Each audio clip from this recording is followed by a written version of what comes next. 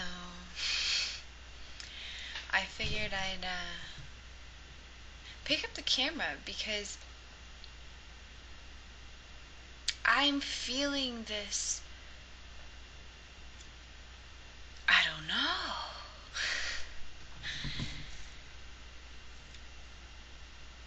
I could start with the words that I think could articulate what I'm feeling inside, and yet the words would do no justice to what I'm experiencing.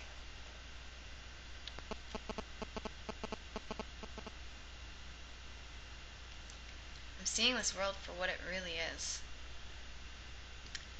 And a lot of us are at the same time. We are truly looking at this world that is outside of us and realizing that it is just a dream. That it's a skit that we are following, this character that we are playing, this act that is going on in the world around us, and people have been believing that it's true, and I was one of them. We all are.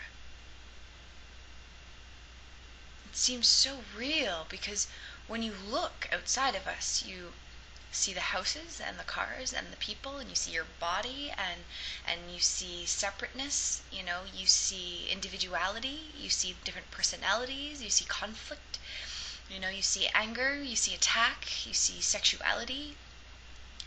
You see all of these things with our physical eyes and create this perception of what we believe this world to be. Based on what we have been exposed to in this physical upbringing, we have created this almost filtration system that we see through, and then that is our perception of the world. And this consists of, the things that we value. We value, loving relationships. We value, someone's artistic ability, whatever. I don't know, I'm just throwing this out there, right? But we all have particular values that we follow in life. And, predominantly these values are structured within the subconscious mind. And we create these values and these beliefs based on our experiences in the outside world. Okay, for instance, we're a child, okay? Our father leaves us, and we feel he left us. Personally, I, right? He left me. And that hurts a child because they have looked to their father as a role model, as someone to follow, as someone that they loved and that cared for them. And when that is taken away from them, it's as if their whole world is taken away from them, because now there is a part of them missing. Because in a child's world, when they're seeing through the physical eyes in this physical surrounding world, what's happening in their immediate surroundings is all that they know. Like, that is the all of them. That's why when they're younger, everything revolves around the child. Like, it's their immediate surroundings. And therefore, whatever happens in their immediate surroundings, we start to draw conclusions based on these experiences that happen. So a conclusion that could have been drawn from the father leaving is, I'm not good enough. Right? And if we believe that when we're a child, it gets rooted into our mind. We have accepted to be true at the time, and it carries with us. And then we continue to relive that pattern, I'm not good enough, throughout the rest of our life. And then, generally speaking, we will attract similar relationships to allow us to overcome this old pattern of I'm not good enough. What tends to happen is when people look to these relationships in the outside world, instead of seeing them as learning opportunities that they are, people take them as their reality. And because they feel alone and that they're not good enough and that they're going to be abandoned, they will cling on to these people because this person is then filling a void within the self. I feel not good enough, I feel empty, my father left me, so this person is going to replace. Thank you. right? And then you start to play these character roles, that you have these expectations on this person. You better not leave me, you better respect me, come home on time, pay the bills, have a lot of money so that I can do what I want, blah, blah, blah. Whatever these expectations are that we put on the other person, we expect them to live up to it. And if they don't live up to it, then we get disappointed, and that starts a grievance. And then after a certain amount of time with this person, all these expectations that you have not been lived up to by this person, and therefore you have this view of these grievances between you and this other person. And again, that's another filtration system. That's another block in our perception of seeing this relationship as it truly is. Right? So then we have more blocks, and let's say you get into another relationship and you do it again, and you keep repeating the same old patterns over and over and over again, and people don't know how to get out of these old patterns because they're believing it has to do with the world around them. Oh, it's not me who is the problem, I did the very best I could, I loved him, why didn't he love me, all of these things, and we don't take responsibility for it ourselves. We blame the other person and say it has to be their fault, and yet you've created all these grievances in between you guys, and now you've totally distorted the relationship because you're bringing the past with you. Right?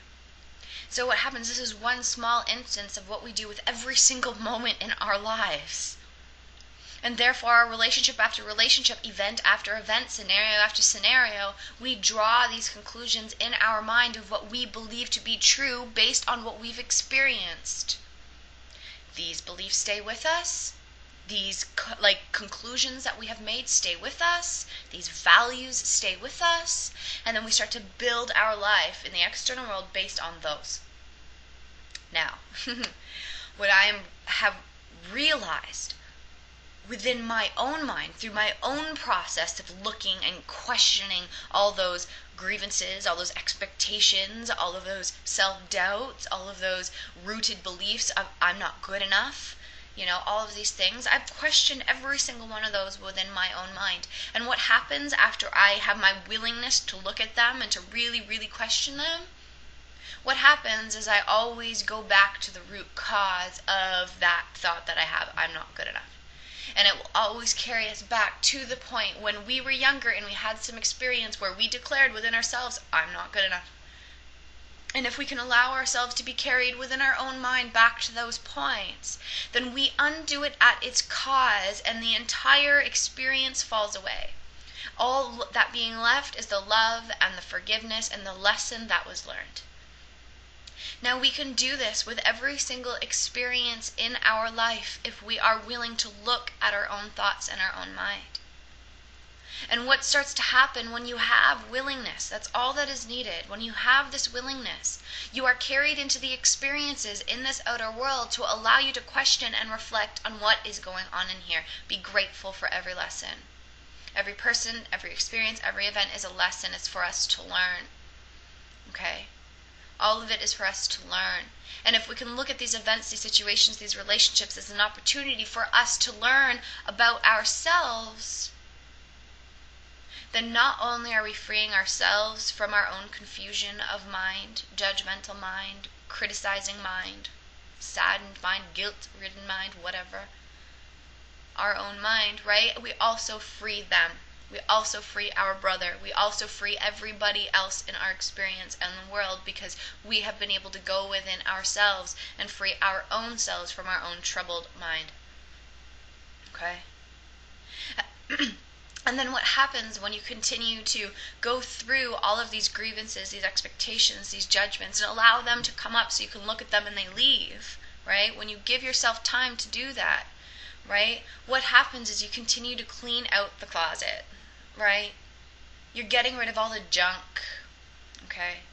You get rid of all of it, and it leaves quickly. If you're willing, people, do it now. It's happening faster than ever. Time is speeding up. Look at your thoughts. Be willing to let them go. Be willing to be wrong about your beliefs. Be willing to be wrong about the conclusions you've made. Open it up. Open it up, okay? Look at it. Be willing to look at it. And when you look at it, it falls away because the conclusions that we've made based on the external world are false. They are always false. It's based on our own perception, not true reality. Okay? And then when that happens, it gets to a point when you have cleared out enough that you can hear another voice in there other than just the chatter of thinking and doing and go here, go there, do this, do that all the time. Okay, you start to hear this voice within us. And this is the voice of reason. I know we've all probably had those talks in our mind going back and forth, like, the angel and the devil, back and forth, back and forth. There's a mind within us that wants only peace, that wants only love, and that stays in this place of gratitude. And this voice of reason that is within us is the voice that takes us back to these times and undoes these errors at the cause, where it first started in our physical life experience, to release it and let it go. It is that voice of reason that guides us. That is the light of who we are. That is our true selves. And this true self is within us always. It's just kind of standing back, okay? It's there because all of the other thoughts are in front of it. So when we clear out all this clutter, guess who moves forward? Our true self, and it shines.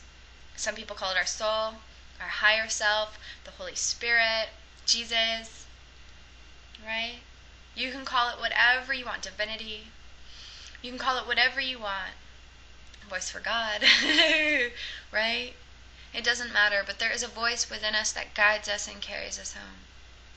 And when we are willing to go within our mind and release all of these troubled thoughts, what happens is we get to step back ourselves and we allow our higher self to shine. We allow our true self to shine.